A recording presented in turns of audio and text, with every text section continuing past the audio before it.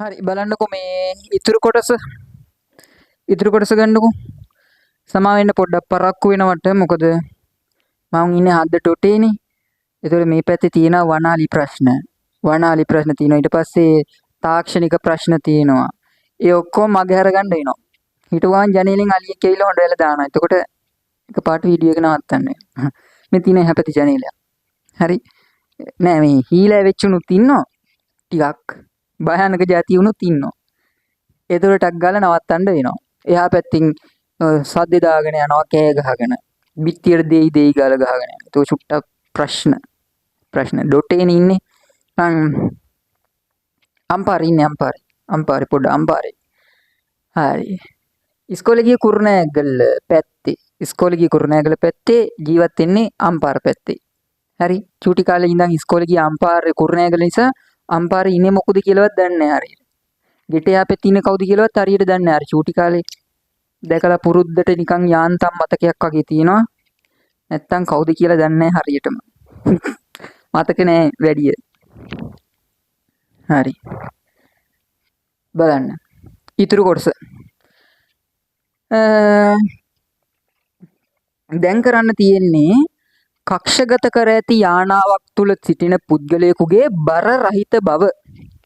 කක්ෂගත කර ඇති යානාවක් තුල සිටින පුද්ගලයෙකුගේ බර රහිත බව අහගන්න.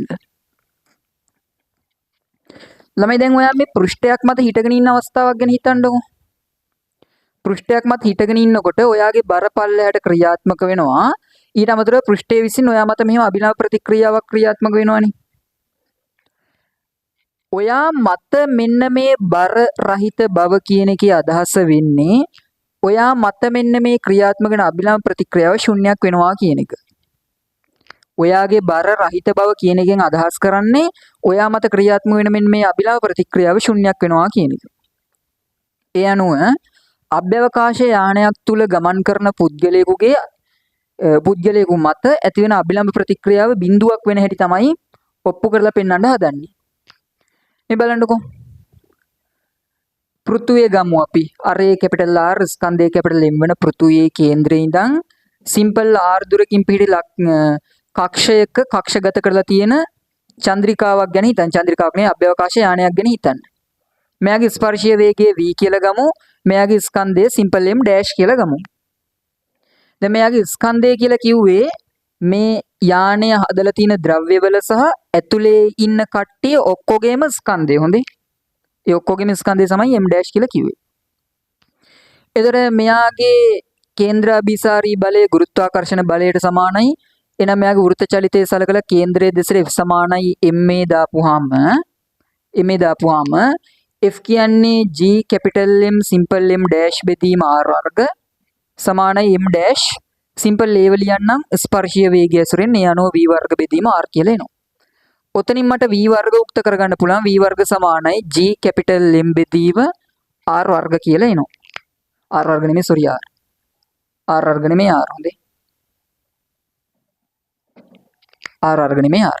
ඒ අනුව මෙන්න මෙයාගේ ස්පර්ශීය වේගය මට ඔන්න ආවා. හරිද? දැන් මෙන්න මේ යානය තුල ඉන්න පුද්ගලයාව හිතන්නකො මෙන්න මෙහෙම. යානය තුල ඉන්න පුද්ගලයා හිතන්නකො. යානය තුල ඉන්න පුද්ගලයාගේ බර පල්ලයට ක්‍රියාත්මක වෙනවා. ඒක mg ඩෑෂ් කියලා ගමු. ඇයි mg ඩෑෂ් කියලා ගත්තේ? ළමයි පෘථිවි පෘෂ්ඨයේ මත ඉන්න එක්කෙනෙක්ගේ බර තමයි mg වෙන්නේ. පෘථිවි පෘෂ්ඨයේ මත සහ පෘථිවි පෘෂ්ඨයේ සිට චුට්ටක් උඩට එනකන් ඉන්න එක්කෙනෙක්ගේ බර තමයි mg ට සමාන වෙන්නේ. මම තියරි වල ඉස්සලා මේ වීඩියෝ සීරීස් එකේම මුලින් කියලා දුන්නා නේද පාර්ට් 1 එකේ පෘථිවි පෘෂ්ඨයේ සිට ඈතට යත්ම ගුරුත්වාකර්ෂණ ශේෂ තීව්‍රතාවයේ විශාලත්වය අඩු වෙනවයි කියලා. පෘථිවි පෘෂ්ඨයේදී ගුරුත්වාකර්ෂණ ශේෂ තීව්‍රතාවයේ ගුරුත්වජ ත්වරණයට සමාන වුණාට පෘථිවි පෘෂ්ඨයෙන් ඈතට යන්න මොකද වෙන්නේ? ගුරුත්වාකර්ෂණ ශේෂ තීව්‍රතාවයේ ගුරුත්වජ ත්වරණයේ විශාලත්වයට වඩා අඩු වෙනවා. ඒ අනුව පෘථිවි පෘෂ්ඨයේදී බර ලියනකොට mg කියලා ලිව්වට පෘථිවි පෘෂ්ඨයෙන් එහාට යනකොට බර mg නෙමෙයි mg ඩෑෂ් කියලාවත් ලියන්න වෙනවා. mg ඩෑෂ් කියලාවත් ලියන්න වෙනවා. හොඳ ආකාරව මේ g ඩෑෂ් කියන එක නා g ට වඩා අඩු විය යුතු බව දන්නවා ඔයගොල්ලෝ. හරි. දැන් මෙන්න මේ G dash හොයාගන්න ප්‍රශ්නකුත් තියෙනවනේ. G dash වත් හොයාගන්න ඕන. ඉතින් මෙච්චරයි. පෘථිවි පෘෂ්ඨයේ මත ගුරුත්වාකර්ෂණ ශේෂ්ත්‍ර තීව්‍රතාවය ලියන්න පුළුවන් G capital M බෙදීම R වර්ග කියලා. එන ළමයි කේන්ද්‍රයේ සිට සිම්පල් R දුරකින් පිහිටි ලක්ෂ්‍ය ගුරුත්වාකර්ෂණ ශේෂ්ත්‍ර තීව්‍රතාවය G dash නම් ඒක ලියන්නේ කොහොමද? G capital M බෙදීම සිම්පල් R වර්ග කියලා. ඔච්චරයි. මාළුකු දෙයක් නැහැ.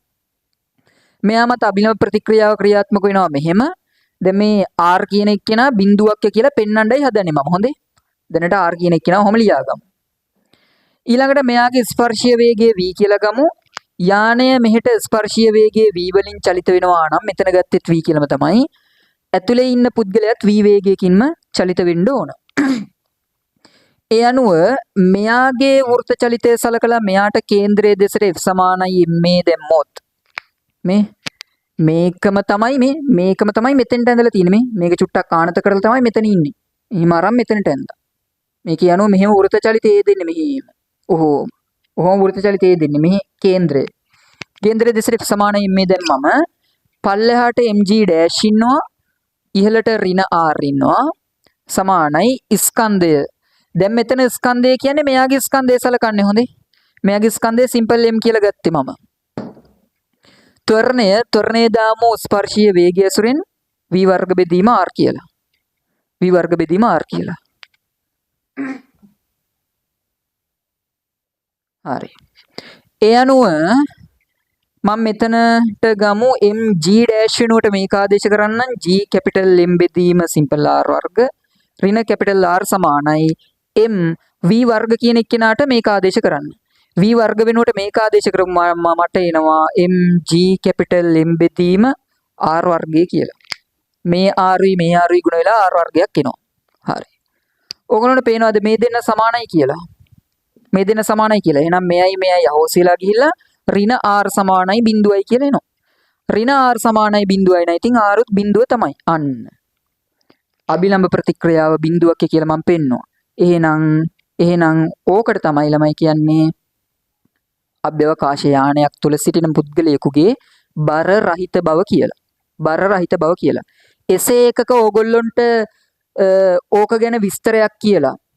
අභ්‍යවකාශ යානයක සිටින පුද්ගලයෙකුගේ බර රහිත බවක් තියෙනවා අය ඔහොම කතන්දරයක් කියලා ඔප්පු කරලා පෙන්වන්න කිව්වොත් කරන්න තියෙන්නේ මෙන්න මේ ටික විතරයි.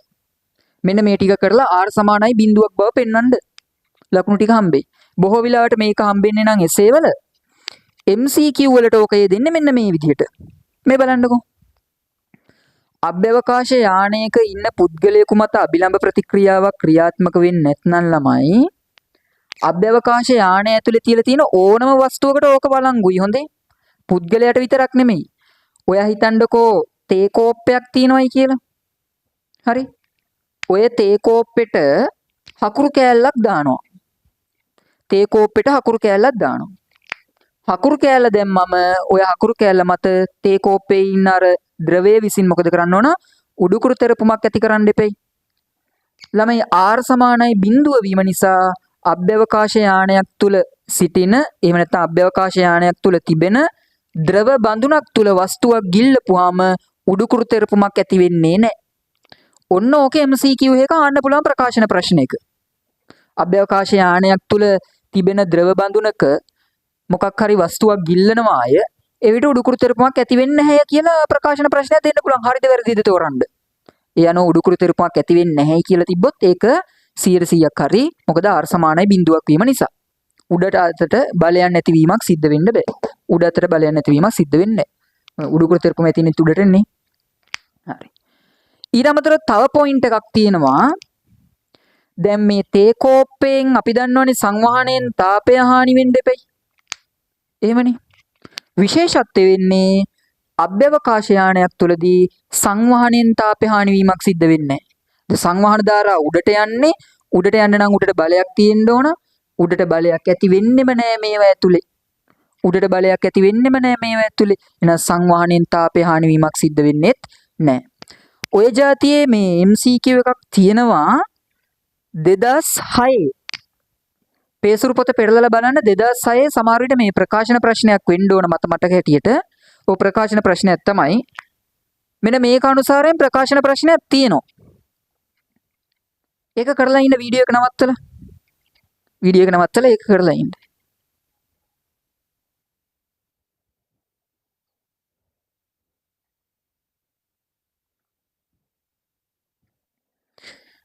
හරි. ඊළඟට අවසාන කොටසට කලින් කොටසට එන්න හදන්නේ.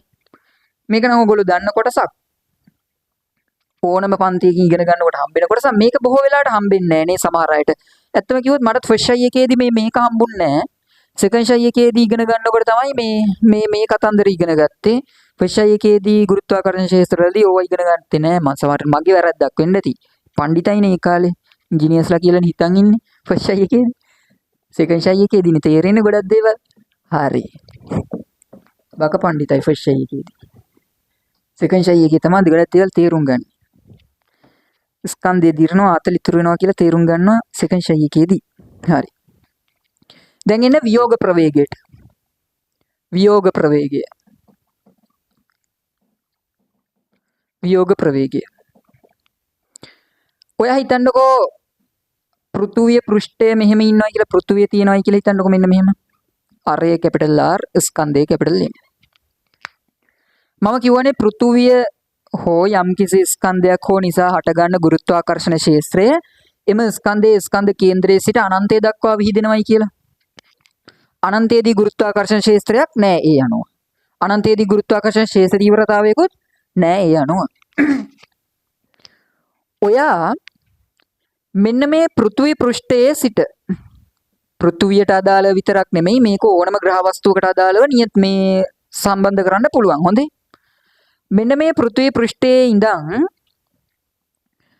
යම් කිසි වේගයක් දීලා ඔයාට මේක විසික් කරන්න පුළුවන් නම් ඕක අනන්තයට යන්තමින් ළඟා වෙන විදිහට. හරි. ආයෙ කිව්වොත් මෙන්න මේ බෝලයක් කිලිතන්නකෝ. ඔයාට පුළුවන් නම් බෝලයක් පෘථිවි පෘෂ්ඨයේ ඉඳන් අනන්තය වෙත යන්තමින් ළඟා වෙන විදිහට විසික් කරන්න. අන්න ඒ විසික් කළ යුතු වේගයට තමයි කියන්නේ වියෝග ප්‍රවේගය කියලා. ඒ විසික් කළ යුතු ප්‍රවේගයට තමයි වේගය නෙමෙයි ප්‍රවේගය. වේගය කියලා කියුනේ වැරදි. ඔයාට පුළුවන් නම් පෘථිවි පෘෂ්ඨයේ ඉඳන් මේ යම් කිසි වස්තුවක් විසික් කරන්න අනන්තයට යන්තමින් ළඟා වෙන විදිහට අන්න ඒ විසිකල යුතු ප්‍රවේගයට තමයි වියෝග ප්‍රවේගය කියලා කියන්නේ. අපි ඔකට සංකේතයක් දෙනවා VE කියලා. VE කියලා. සාමාන්‍යයෙන් ඔය වියෝග ප්‍රවේග සම්බන්ධ MCQ ආවත් එසේ ආවත් බොහෝ වෙලාවට හදන්න තියෙන්නේ යාන්ත්‍රික ශක්ති සංසිති නියමය පාවිච්චි කරලා. හැබැයි එක උපකල්පනයක් තියෙනවා වාත ප්‍රතිරෝධය නොසලකා හරින්න ඕන. වාත ප්‍රතිරෝධය නොසලකා හැරලා යාන්ත්‍රික ශක්ති සංසිති නියමය පාවිච්චි කරලා තමයි හදන්න වෙන්නේ. දැන් අනන්තයේ වෙත යන්තමින් ළඟා වෙන පරිදි විසිකල යුතු වේගයනේ වියෝග ප්‍රවේගය කිව්වේ. එහෙමනේ. අනන්තයේ වෙත යන්තමින් ළඟා වෙනවා කියන එකේ අදහස අනන්තයට එනකොට චාලක ශක්තියක් නැහැ කියන එක. ඒ කියන්නේ වේගයක් නැහැ කියන එක. යන්තමින් එන්නේ. යාන්තම් ඇවිල්ලා බොහොම අමාරුවෙන් ඇවිල්ලා නවතිනවා. ඒ චාලක ශක්තියක් හිටින්න විදියක් නැහැ. ඒ අනුව යන්තමින් විසික් කරනවා කියන්නේ අනන්තයේදී චාලක ශක්තියක් නොලැබෙනසේ විසික් කරනවා කියන එක.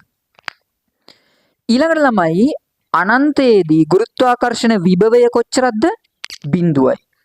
අනන්තයේදී ගුරුත්වාකර්ෂණ විභවය බිඳුවක් නම් විභව ශක්තියත් මොකද්ද? බිඳුවක් වෙන්න ඕන නේද? අනන්තයේදී ගුරුත්වාකර්ෂණ විභව ශක්තියත් බිඳුවක් වෙන්න ඕන නේද? හරි. ඒ අනුව මෙතනදී විසික් කරන්න ඕන ප්‍රවේගය වියෝග ප්‍රවේගය නම් ඔය වියෝග ප්‍රවේගය හොයන්න පුළුවන් පෘථිවි පෘෂ්ඨය සහ අනන්තය සලකලා යාන්ත්‍රික ශක්ති සංසිති නියමයේ දාන්න. යාන්ත්‍රික ශක්ති සංසිති නියමයේ දාන්න. ශක්ති සංසිති නියමයේ දෙන්න ප්‍රශ්නයක් නැහැ. හරි. යාන්ත්‍රික ශක්ති සංසිති නියමයේ තමයි දාන්නේ. හරි. යාන්ත්‍රික ශක්ති සංසිති නියමය. ඒ අනුව පෘථිවි පෘෂ්ඨයේ මත විභව ශක්තිය PE කියලා ගමු. එතන චාලක ශක්තිය KE කියලා ගමු. එහෙනම් ශක්ති සංසිති නියමය අනුව PE ධන KE සමාන වෙන්න ඕන මෙතන ශක්තියට. මෙතන ශක්තිය බිඳුවයි. එතන ශක්තිය බිඳුවයි. පෘථිවි පෘෂ්ඨයේ මත විභව ශක්තිය ඍණ G capital M simple M බෙදීම කැපිටල් R ට සමානයි. ඒක ඉතින් දන්නවන්නේ මෙයාගේ ස්කන්ධය සිම්පල් M කියලා හිතමු. පෘථිවි පෘෂ්ඨයේ මත චාලක ශක්තිය G capital M simple M බෙදීම 2 කැපිටල් R ට සමානයි. sorry චාලක ශක්තිය එහෙම නෙමෙයි ලියන්නේ ළමයි වැරදුනා. චාලක ශක්තිය එහෙම නෙමෙයි ලියන්නේ දැන්. චාලක ශක්තිය ලියන්නේ භාගයක් mv වර්ග කියලානේ. එහෙමනේ. දැන් මෙතන විසිකරන ප්‍රවේගය වියෝග ප්‍රවේගයට සමානයි නම් අපි මේ v වෙනුවට දාන්නේ ve වර්ග කියලා. ve වර්ග කියලා. ඒක තමයි මෙතෙන්ට ආදේශ කරන්න ඕන. භාගයක් mve වර්ග සමානයි බිඳුවයි. ඒ අනුව මේක මේ පැත්තට යනවා, මේ සිම්පල් m කැපිලා යනවා. මට කෙලින්ම එනවා ve වර්ග සමානයි 2g කැපිටල් m බෙදීම කැපිටල් R කියලා. 2g කැපිටල් m බෙදීම කැපිටල් R කියලා. ඔතනින් ve ව උක්ත කරගත්තොත් මට ve සමානයි කියලා එනවා මූල 2g කැපිටල් m බෙදීම කැපිටල් R. ඔන්න වියෝග ප්‍රවේගය සඳහා වෙන සමීකරණය. මේක මතක තියෙන්න ඕන MCQ වලට. MCQ වලට මේක මතක තියෙන්න ඕන. ළමයි g කැපිටල් m වෙනුවට gr වර්ග දාන්න පුළුවන් නේද? g කැපිටල් m වෙනුවට gr වර්ග දාන්න පුළුවන් නේද? එහෙනම් ඒක ගෙනලා මෙතෙන්ට ආදේශ කරපුවාම මට එනවා ve සමානයි මූල 2gr කියලා. මේක තමයි ගොඩක් MCQ වල පාවිච්චි කරන්න තියෙන සමීකරණය. හරි ලේසි පටගාලා උත්තරයකට යන්න පුළුවන්. හරි. ve සමානයි මූල 2gr. මූල 2gr. මේ බලන්න. 2g කියන එක නා නියතයක්. 2g කියන එක නා නියතයක්. පෘථුවියට අදාළව හොඳේ. නෑ සෝරි පෘථුවියට අදාළව නෙමෙයි. දෙක විතරයි මෙතන නියතනේ. දෙක විතරයි නියත. 2g කියන එක 2gr කියන එකනේ 2 කියන එක නා නියතයක්. ඒ අනුව මට එනවා ve අනුලෝමයි වර්ගමූල gr කියලා. ve අනුලෝමයි වර්ගමූල gr කියලා. මේකෙන් කියවෙන්නේ මොකද්ද? වියෝග ප්‍රවේගය අදාළ ග්‍රහ වස්තුවේ පෘෂ්ඨයේ ගුරුත්වාකර්ෂණ ශේෂ තීව්‍රතාවයට සහ අදාළ ග්‍රහ වස්තුවේ අරේ වර්ගයේ මූලයට අනුලෝමව සමානුපාතිකයි.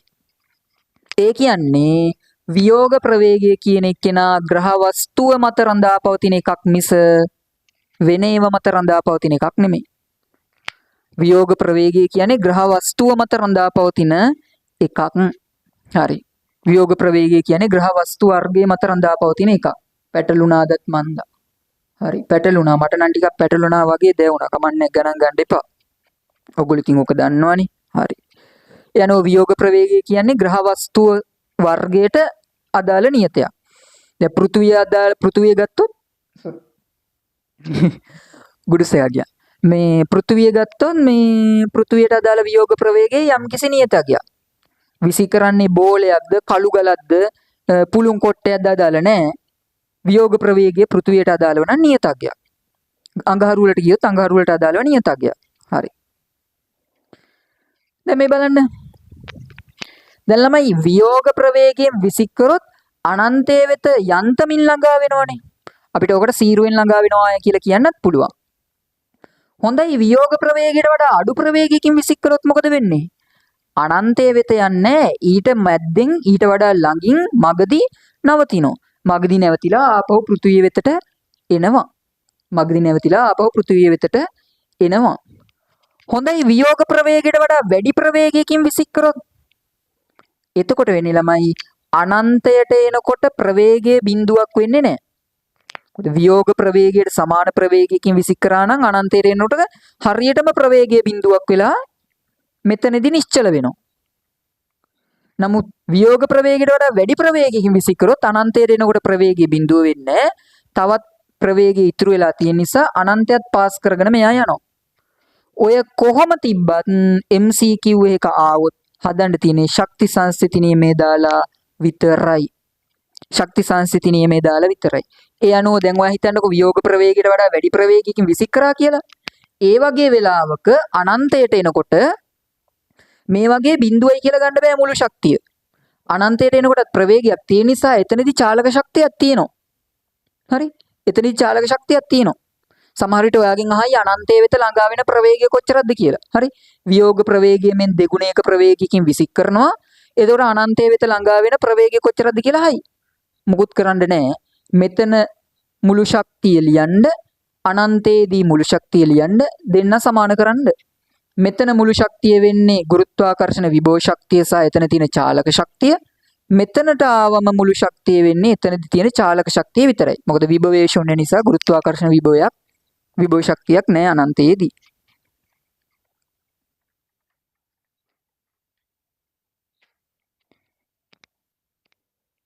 ඊළඟට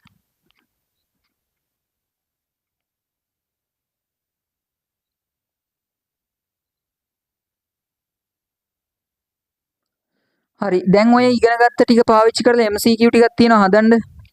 පාසේ පේසුරු පොත බලන්න පේසුරු පොතේ තියෙනවා. 2009 2013 2014 2016 2001 ඔය ටික හදන්න. වීඩියෝ එක නැවැත්තුවා හැදුවා. වීඩියෝ එක නැවැත්තුවා හැදුවා. තව පොඩි පොයින්ට් දෙකක් විතරයි තියෙන්නේ. ඒ දෙක කිව්වා ඉවරයි.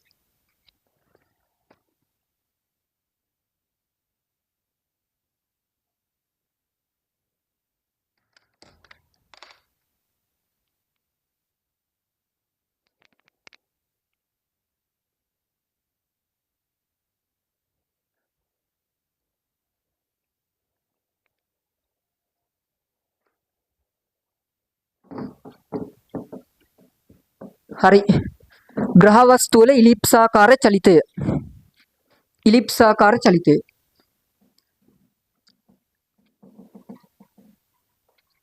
ඉලිප්සාකාර චලිතය මෙච්චර වෙලා අපි කතා කරේ ග්‍රහ වස්තුන් වල සහ චන්ද්‍රිකාවල වෘත්තාකාර චලිතය ගැන. චන්ද්‍රිකාවක් කක්ෂගත කරලා තියෙන එකක් සැලකුවත් එයාගේ වෘත්තාකාර චලිතයක් ගැන විතරයි සැලකුවේ. දැන් කතා කරන්න යන්නේ ඉලිප්සාකාර චලිතය ගැන. මෙච්චරයි. ඉලිප්සාකාර චලිතයේදී ළමයි අර වෘත්තාකාර චලිතයේදී පාවිච්චි කරපු සම්බන්ධතාව පාවිච්චි කරන්න බෑ. වෘත්තාකාර චලිතයේදී අර වේගයට ගත්ත සමීකරණ වෘත්තාකාර චලිතයේදී ආවර්ත කාලයට ගත්ත සමීකරණ එකක්වත් මෙතනදී වළංගු නැහැ. කේන්දරයට F සමානයි m දාපුවා ඒවා බෑ මෙතන. මෙතන තියෙන්නේ කෝණික ගම්‍යතා සංසිති නියමයේ පාවිච්චි කිරීමක් පමණයි. අපි අර කෝණික ගම්‍යතා සංසිති නියමයේ ඉගෙන ගන්නවා නේද? කෝණික ගම්‍යතාව සමානයි රේඛීය ගම්‍යතාවයේ ගුණ කිරීම දුර කියලා. රේඛීය ගම්‍යතාවය කියන්නේ mv. දුර කියන්නේ simple r.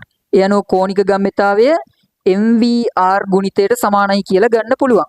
දැන් මෙතන simple r කියන්නේ කේන්ද්‍රයේ සිට සලකුණු ලබන තැනට තියෙන දුර. ඔයා හිතන්නකො මෙන්න මෙහෙම ග්‍රහ වස්තුවක් ඉන්නවා.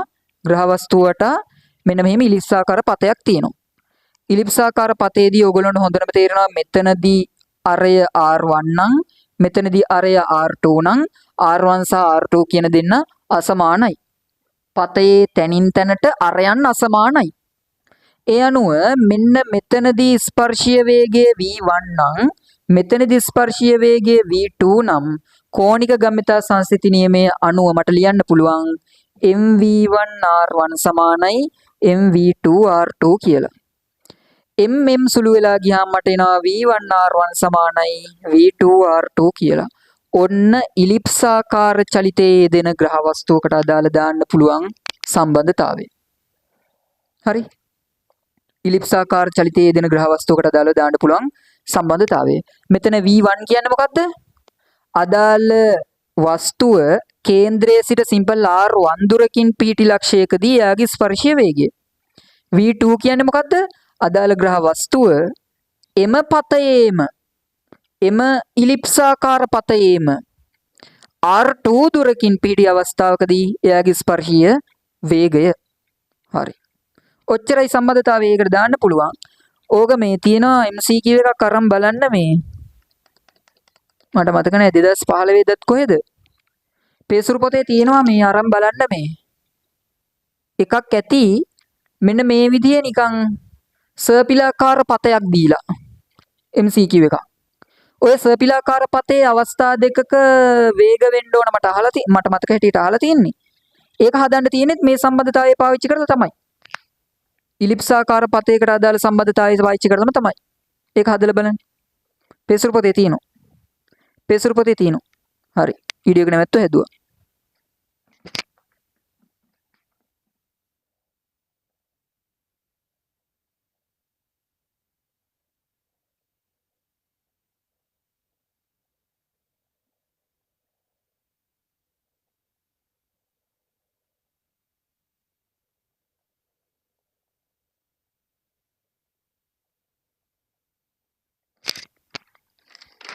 ඊළඟ කොටස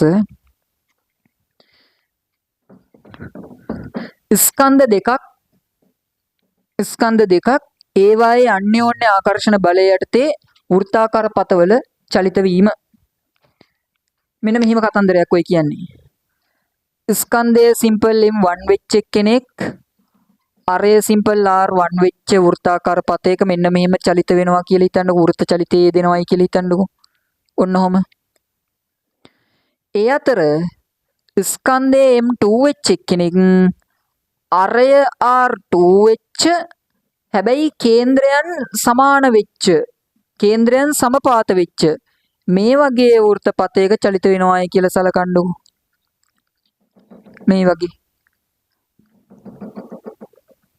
මේ විදිහට. ඔහොම. දැන් දෙන්නගෙම පොදු කේන්ද්‍රය වෙන්නේ මෙතනනේ. දෙන්නගෙම පොදු කේන්ද්‍රය වෙන්නේ මෙතන.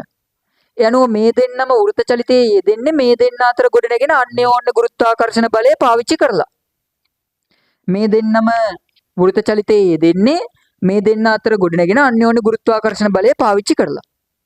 මේ වගේ වෙලාවක දෙන්නම චලිත වෙන්නේ එකම දිශාවට ළමයි.